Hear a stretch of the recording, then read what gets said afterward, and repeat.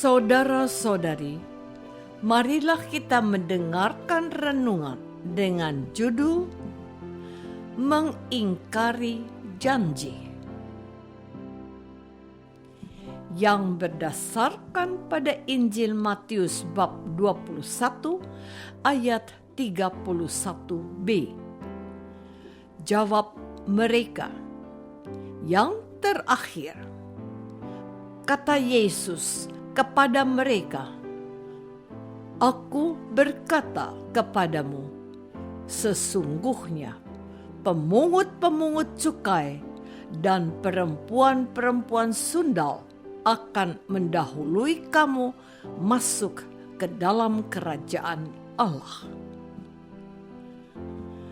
Dalam nama Bapa dan Putra dan Roh Kudus. Amin. Saudara-saudari terkasih dalam nama Tuhan Yesus Kristus, Injil hari ini menampilkan sifat manusia. Yesus bertanya, "Tetapi apakah pendapatmu tentang ini?" Seorang mempunyai 2 anak laki-laki. Ia pergi kepada anak yang sulung dan berkata, "Anakku, pergi dan bekerjalah hari ini dalam kebun anggur." Jawab anak itu, "Baik, Bapa," tetapi ia tidak pergi. Lalu orang itu pergi kepada anak yang kedua dan berkata demikian juga. Dan anak itu menjawab, "Aku tidak mau." Tetapi kemudian ia menyesal, lalu pergi juga. Siapakah di antara kedua orang itu yang melakukan kehendak ayahnya? Jawab mereka, "Yang terakhir."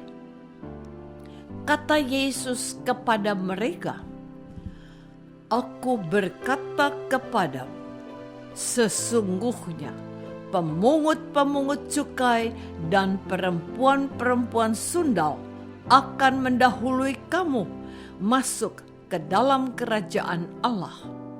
Sebab Yohanes datang untuk menunjukkan jalan kebenaran kepadamu, dan kamu tidak percaya kepadanya. Tetapi pemungut-pemungut cukai dan perempuan-perempuan sundal percaya kepadanya. Dan meskipun kamu melihatnya, tetapi kemudian kamu tidak menyesal, dan kamu tidak juga percaya kepadanya." Saudara-saudari terkasih, suka atau tidak suka, mau atau tidak mau, terdapat sebuah kenyataan yang tidak dapat ditolak atau dibantah oleh siapapun, bahwa bangsa Israel menjadi satu-satunya bangsa di muka bumi ini yang secara langsung dipilih dan dikasihi oleh Allah melebihi semua bangsa, suku, dan kaum yang ada di muka bumi ini. Kenyataan ini selayaknya menjadi sebuah kebanggaan yang harus disyukuri oleh bangsa Israel, sebab Allah memilih mereka bukan karena mereka lebih baik atau lebih suci dari bangsa lain. Sebaliknya, Allah memilih bangsa Israel menjadi milik dan kepunyaannya semata-mata karena kemurahan dan kehendak bebas Allah. Allah bebas memilih suatu bangsa yang hendak dijadikannya sebagai alat atau tanda untuk menyatakan kebaikan dan kuasanya.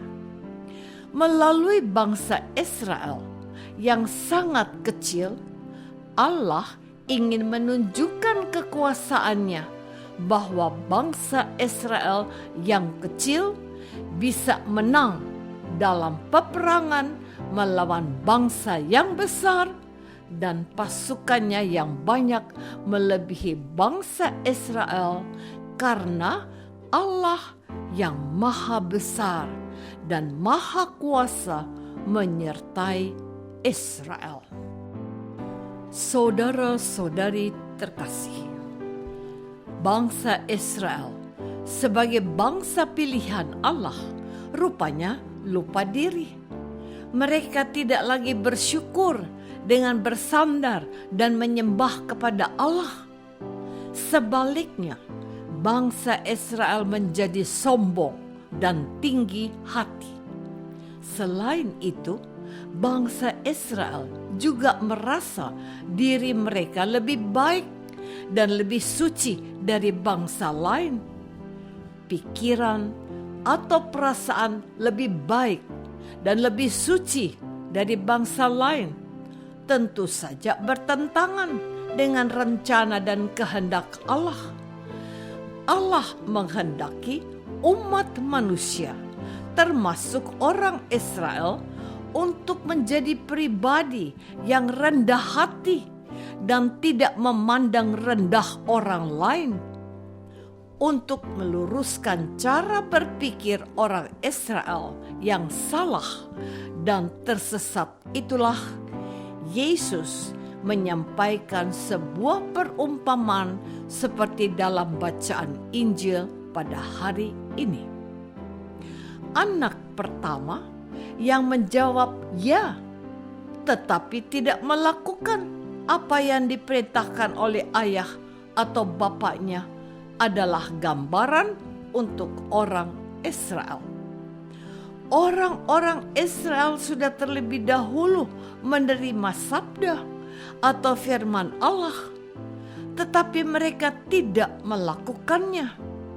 Sementara anak kedua yang mengatakan tidak, tetapi justru melakukan apa yang diperintahkan oleh ayah atau bapaknya adalah gambaran untuk bangsa non-Yahudi. Saudara-saudari terkasih, anak pertama dan anak kedua dalam perumpamaan Injil hari ini tidak hanya menggambarkan sifat atau karakter bangsa Israel dan bangsa lain di luar bangsa Israel. Anak pertama dan anak kedua juga secara tepat menggambarkan sifat dan perilaku kita umat Katolik dewasa ini.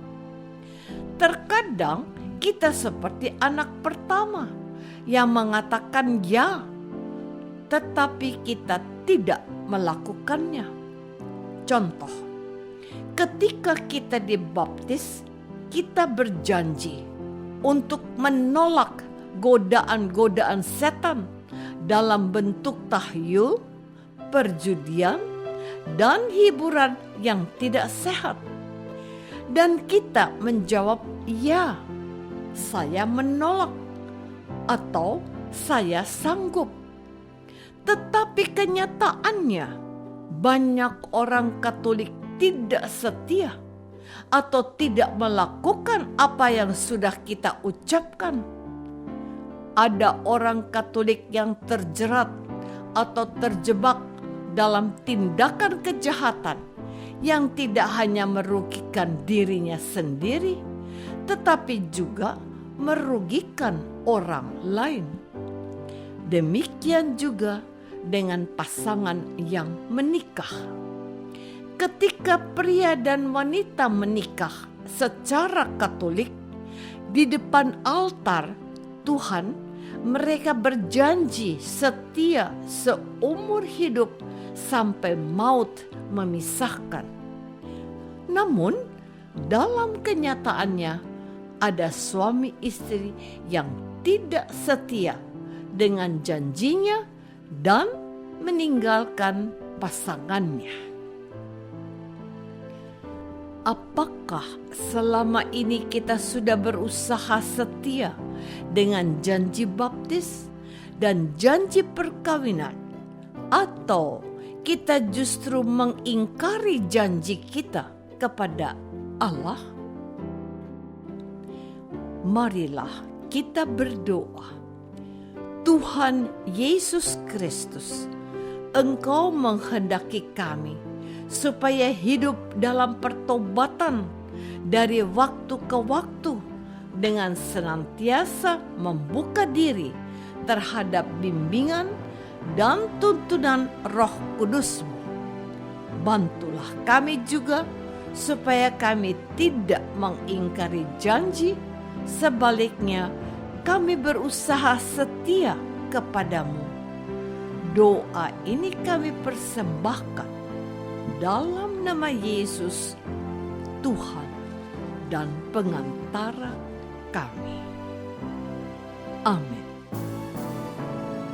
Semoga kita semua selalu dinaungi dan dibimbing oleh berkat Allah yang Maha Kuasa, dalam nama Bapa dan Putra dan Roh Kudus. Amin.